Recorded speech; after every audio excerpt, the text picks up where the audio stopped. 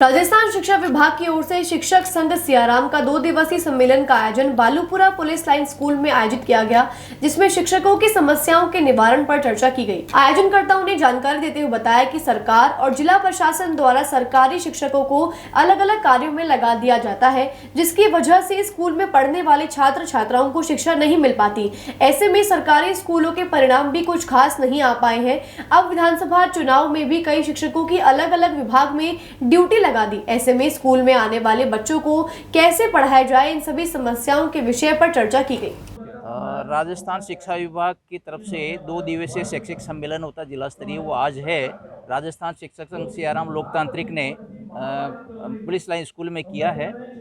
असमंजस की स्थिति में ये सम्मेलन हो रहे हैं क्योंकि आचार संहिता लग गई है, तो बहुत सारे संगठन जो कन्फ्यूजन थे, हमारे में भी कन्फ्यूजन था, लेकिन जब क्लियर हो गया तो हमने 4 दिन में हमने ये पूरी रूपरेखा बनाई और आज हम यह सम्मेलन कर रहे हैं। क्योंकि आचार संहिता लग गई है तो राजनीतिक लोगों को तो हमने बुलाया नहीं है। हमारे जो पदाधिकारी हैं, हमारे शिक्षा अधिकारी हैं, उन्हीं को हमने यहाँ गेस्ट के रूप में आमंत्रित किया है और हमारी जो शिक्षकों की जो जितनी बातें हैं, समस्याएं हैं, उनके सामने डिस्कस करके और आज हम उनको कंक्लूजन करेंगे और फिर राज्य सरकार तक हम उसको भिजवाएंगे। बहुत सारे संगठन ऐसे भी हैं जो उनके पास में कोई व्यवस्थाएं हो नहीं पाई और गलत प्रचार प्रसार कर रहे हैं कि शिक्षक कहीं जाए नहीं, वो घर के अंदर बैठ जाएं, आचार संहिता लग गई है, धारा 144 लग गई है, कहीं ऐसा नहीं शिक्षक लफड़े में पड़ जाए। तो कुछ ऐसे संगठन भी है, लेकिन हमारे शिक्षक संगठन ने पूरे जोरदार तरीके से इसको सम्मेलन को आयोजित किया है। आज आपने भी देखा है, भीड़ पूरी भरी हुई है।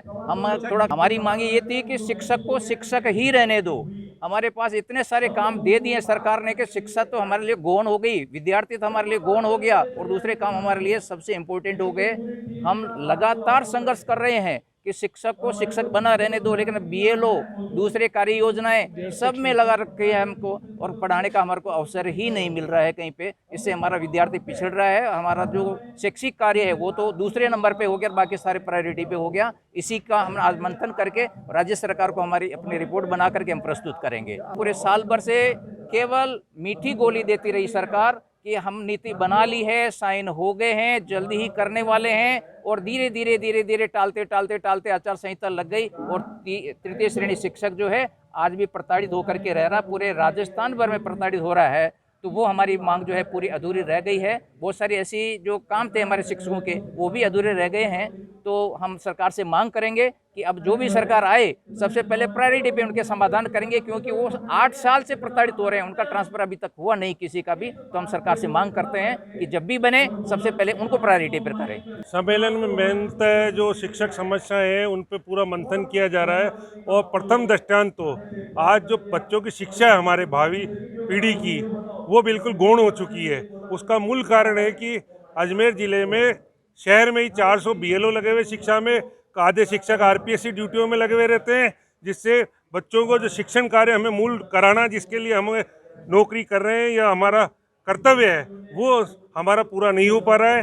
तो हम इस पर मंथन करके एक अच्छी योजना बनाकर आने वाली सरकार को देंगे कि शिक्षक को शिक्षक ही रहने दो और जो शिक्षक है गरीब तबके के बच्चे आते हैं सरकारी विद्यालयों में, उनको पढ़ने का मौका ना छीने और उन्हें पढ़ने दें, उनका भविष्य हमें बनाने दें।